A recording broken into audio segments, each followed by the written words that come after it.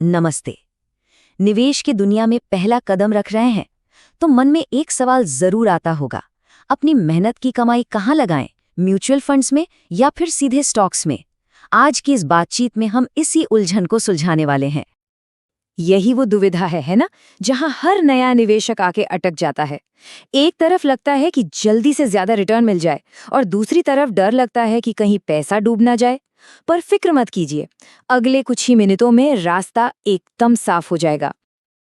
अच्छा, इसे समझने का एक बहुत ही आसान तरीका है। सोचिए, म्यूचुअल फंड्स एक सुरक्षित ट्रेन के सफर की तरह हैं। हो सकता है थोड़ी धीमी हो, पर भरोसेमंद है, आपको अपनी मंजिल तक सेफ्टी के साथ पहुंचा देगी। और वहीं दूसरी तरफ है डायरेक्ट स्टॉक्स। ये एक हाई स्पीड रेस कार की तरह हैं, बहुत रोमांचक, बहुत तेज, लेकिन जरा सी चूक हुई और बड़ा नुकसान हो सकता है।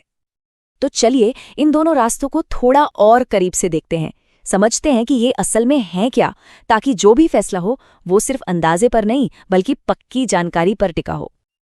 तो म्यूचुअल फंड क्या है? इसे एक टीम गेम समझिए। मान लीजिए एक प्रोफेशनल शेफ है जो सबकी तरफ से थोड़े थोड़े पैसे यानी इंग्रेडिएंट्स लेकर एक बड़ी सी देग में बिरयानी बना रहा है, और फिर आपको मिलती है एक परफेक्टली बैलेंस्ड प्लेट। आपको कोई झंझट नहीं करना पड़ा और एक बेहतरीन डाइवर्सिफाइड पोर्टफोलियो का फायदा भी मिल गया। और डायरेक्ट स्टॉक्स, इसमें आप अकेले खिलाड़ी हैं। आप खुद बाजार जाते हैं और अपने फल खुद चुनते हैं। अगर फल ताज़ा और मीठा निकला तो भाई आपकी जीत, लेकिन अगर वो सड़ा निकल गया तो नुकसान भी पूरी तरह आपका ही है। सारा कंट्रोल और सारा रिस्क आपके हाथ में। म्यूचुअल फंड एक तैयार थाली की तरह है जिसमें सब कुछ पहले से ही परोसा हुआ है, और डायरेक्ट स्टॉक्स वो आला कार्ड मेन्यू की तरह है जहां हर डिश खुद चुननी पड़ती है। चलिए अब इस टेबल के 3 सबसे जरूरी पॉइंट्स को थोड़ा और समझते हैं। सबसे पहले बात करते हैं रिस्क की। देखिए, म्यूचुअल फंड्स पैसे को कई अलग अलग कंपनियों में बांट देते हैं, जिससे रिस्क भी बढ़ जाता है। ये ऐसा है जैसे एक टोकरी में सारे अंडे न रखना। वहीं किसी एक स्टॉक में पैसा लगाने का मतलब है कि सारा रिस्क उसी एक कंपनी पर है। अगर उस कंपनी को कुछ हुआ तो निवेश पर सीधा असर पड़ सकता है। अब बात आती है टाइम और मेहनत की। अगर किसी के पास रोज मार्केट को ट्रैक करने का वक्त नहीं है तो म्यूचुअल फंड एक शानदार ऑप्शन है। क्यों? क्योंकि वहां प्रोफेशनल फंड मैनेजर सारा काम संभालते हैं। लेकिन अगर किसी को कंपनियों पर रिसर्च करने में मजा आता है और वो बाजार पर नजर रख सकते हैं तो डायरेक्ट स्टॉक्स उनके लिए हो सकते हैं। और अगर लंबी अवधि की बात करें तो कम लागत वाला इंडेक्स फंड अक्सर ज्यादा फायदेमंद साबित होता है। बार बार स्टॉक खरीदने और बेचने पर जो ब्रोकरेज और दूसरे टैक्स लगते हैं वो धीरे धीरे मुनाफे को कम कर सकते हैं। ये सच है कि डायरेक्ट स्टॉक्स में ज्यादा रिटर्न की संभावना होती है, लेकिन ये भी सच है कि उनमें नुकसान का जोखिम भी उतना ही बड़ा होता है। एक डाइवर्सिफाइड एसआईपी इसी बड़े उतार चढ़ाव से बचाने में मदद करता है और एक स्थिर ग्रोथ का रास्ता दिखाता है। तो सवाल ये है कि सारी जानकारी को एक प्रैक्टिकल प्लान में कैसे बदलें? इसका जवाब है एक बैलेंस्ड अप्रोच में। इसे कहते हैं कोर एंड सैटेलाइट स्ट्रैटेजी। इसे ऐसे समझिए कि पोर्टफोलियो एक सोलर सिस्टम की तरह है। इसका कोर सूरज है, बड़ा, स्थिर और भरोसेमंद, जैसे कि इंडेक्स फंड्स। और सैटेलाइट वो ग्रह हैं जो इसके चारों ओर घूमते हैं, छोटे, थोड़े ज्यादा रिस्की निवेश जहां ज्यादा रिटर्न की उम्मीद की जा सकती है। यहाँ एक उदाहरण है कि एक बैलेंस्ड पोर्टफोलियो कैसा दिख सकता है। यहाँ साफ दिख रहा है कि कैसे अलग अलग निवेशों को मिलाकर एक मजबूत नींव तैयार की गई है, जहाँ ज्यादातर पैसा सुरक्षित कोर में लगा हुआ है। तो फैसला क्या है?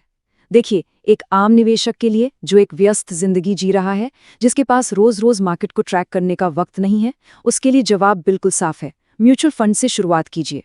ये लंबी अवधि में वेल्थ बनाने का एक ज्यादा सुरक्षित और ज्यादा भरोसेमंद रास्ता है। तो फिर शुरुआत कैसे की जाए? ये रहा एक सिंपल 3 स्टेप का एक्शन प्लान। स्टेप 1, एसआईपी के जरिए म्यूचुअल फंड में निवेश शुरू करें।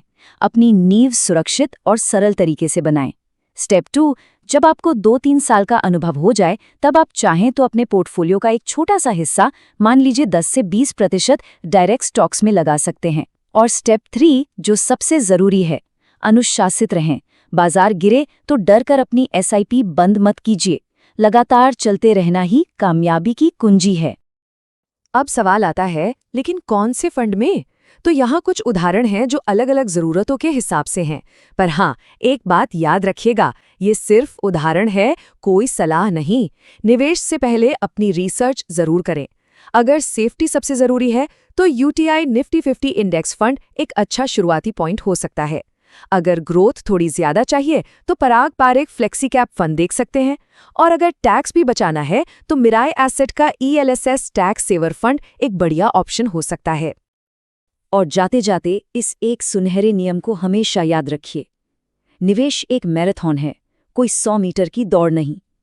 छोटी शुरुआत कीजिए, बस नियमित रहिए और फिर देखिए कैसे कंपाउंडिंग का जादू आपके छोटे से निवेश को एक बड़ी रकम में बदल देता है। तो अंत में बस एक सवाल अपने आप से पूछिए, आप निवेश क्यों कर रहे हैं? एक तेज रफ्तार रेस लगाने के लिए जिसमें क्रैश होने का भी खतरा है, या फिर सुरक्षित तरीके से अपनी फाइनेंशियल मंजिल तक पहुंचने के लिए? आपका जवाब ही आपके लिए सही रास्ता तय करेगा।